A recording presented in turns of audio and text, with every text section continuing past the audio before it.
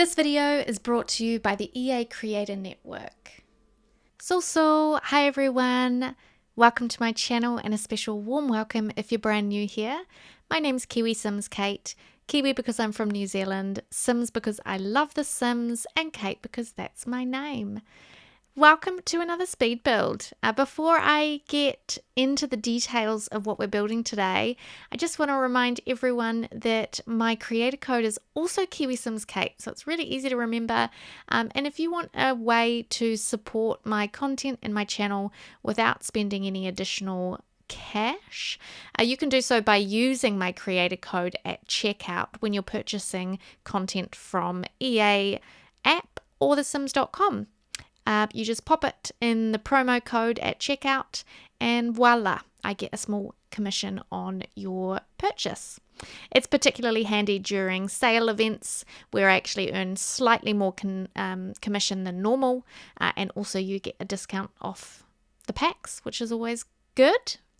Today I'm bringing you a starter home in Mt Komorebi, and this build is actually part of a collab, and if you've watched a few of my videos in the last couple of years, you may have seen that I've done a few of these collabs. And this is with a really awesome group of simmers and builders in a community called the Shedford Hollow Discord. I will link their Discord down below if you want to join that. It's a group of just great people. It's an awesome community.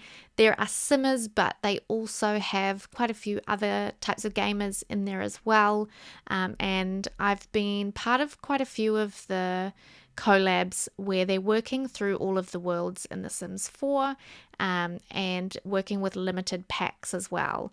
So Mt Komorebi, we are working with the following packs: base game, obviously, Snowy Escape, which is what this world came with, City Living, Spa Day, Tiny Living, Fitness Stuff, Laundry Day, Blooming Rooms Kit, Everyday Clutter Kit, Book Nook Kit, Refined Living Kit, Comfy Gamer Kit, and the Inchon Arrivals Kit, which is a CAS only kit, I believe. So I don't actually use it in the build itself, but I do make use of pretty much every other DLC that I mentioned there. Particularly, I used a lot of the Snowy Escape items and quite a few of the Refined Living Room kit objects.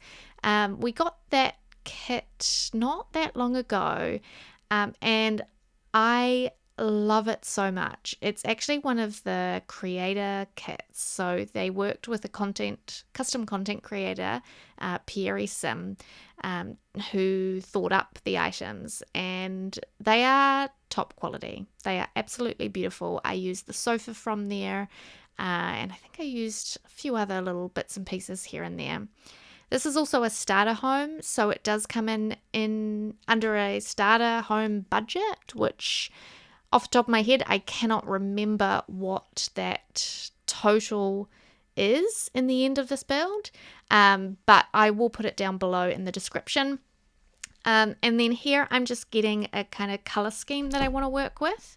So I knew I wanted to have a Japanese modern style build, but I wanted, starter homes, they're sort of tricky. They're not too difficult, but I often find that if you get a starter home looking really nice from the exterior, you can kind of get away with making the interior fairly simple.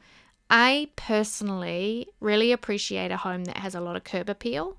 And it just makes the house inviting to play in. When you're looking at it from the world view or map view, you are choosing a house for your sim, and the more exciting it looks from the map menu, the more likely you're going to be to put your sim in it. So I did really try and make the exterior of this build quite interesting, have some detail, have some variety in some of the wallpapers. So I used this really traditional Japanese wood siding, mixed it with some brick and some other more kind of modern simple siding, and then I did some fun things with the roof, which, as you can see, it was a little bit of trial and error.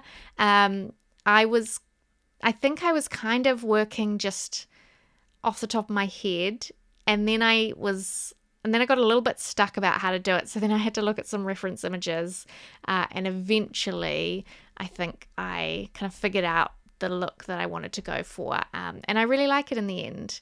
I love playing around with interesting roof lines for starter homes because roofing is free in the game.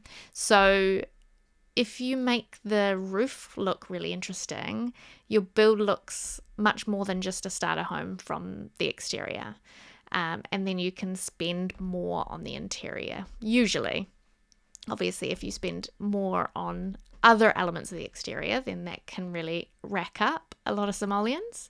But I managed to work this budget quite well. It wasn't too difficult to keep within the 20,000 simoleon limit. Of course, I don't like to work right up until 20,000 because you do also have to purchase the lot with it. So, if you wanted to put this home on a bigger lot that was more expensive, I wanted that to be an option.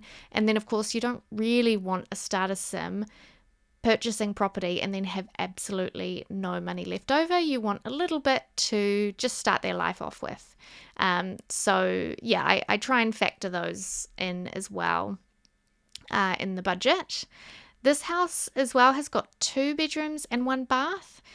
So I knew I wanted to squeeze as much into it as possible so that it had some kind of gameplay value, room to move.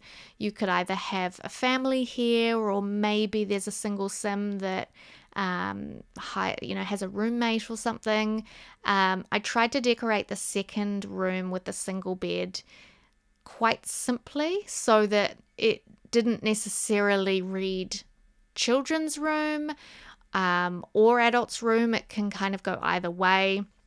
And of course, you can add more details to it as you decorate and as you earn more money for your sim. Or if you're using cheats, you can add immediately. I also loved using this color scheme in the single bed room. That red, sometimes I shy away from using red. It's just a little harsh for me.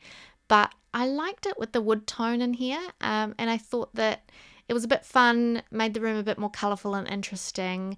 I was trying to just stay away from more beige tones, which is easy for me to get stuck into that habit. The bathroom, I knew I wanted to use this Snowy Escape tile, which has got the really beautiful mural. There's 2 or 3 different murals to choose from. There's this one that's got like a Mount Fuji style mountain on it. There's the one with Yama-chan and those characters. And I can't remember if there's a third one, but they look great in a bathroom, particularly just as like a feature wall. And then you can pair it with the more simple tile that matches. And then the main bedroom's got the Snowy Escape double bed. I use some tiny living items in here as well, like the side table. I love the mid-century modern style of the items in that pack. In the smaller bedroom as well, I use the like tall boy that we got from Tiny Living. And then a few base game items like the floor mirror and the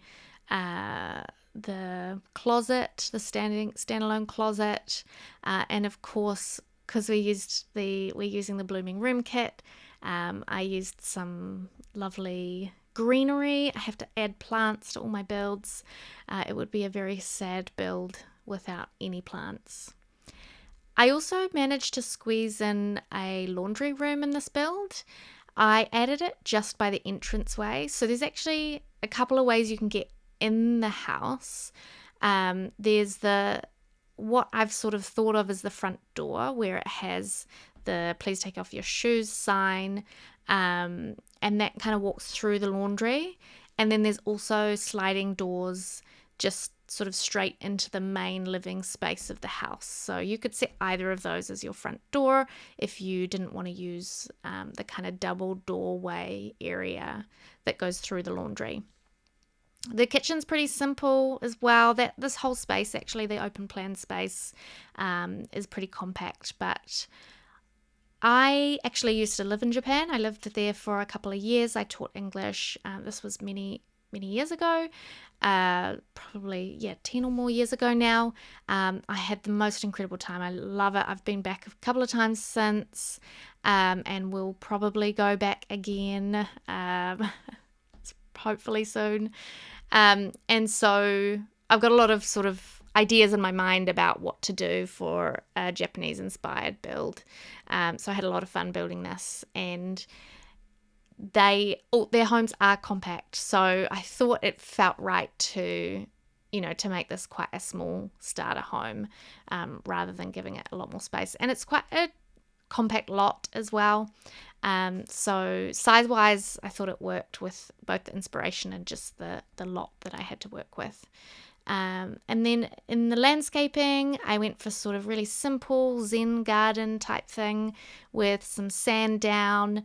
I framed it with some items from Live Edit, and then placed a bunch of free landscaping using good old Live Edit menu. I really appreciate that menu. It helps, especially with starter homes, and pulled out a car as well from the Live Edit menu. I think the screenshots are coming up shortly. And if you want to download this build, it will be up on the gallery under my ID KiwiSimsKate. You can watch me on Twitch a couple of times a week. I'm live. We play The Sims 4 mostly over there as well. And my Twitch ID is KiwiSimsKate.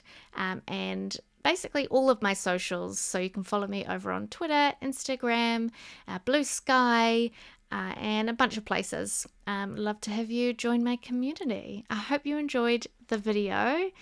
Take care out there, everyone. Bye.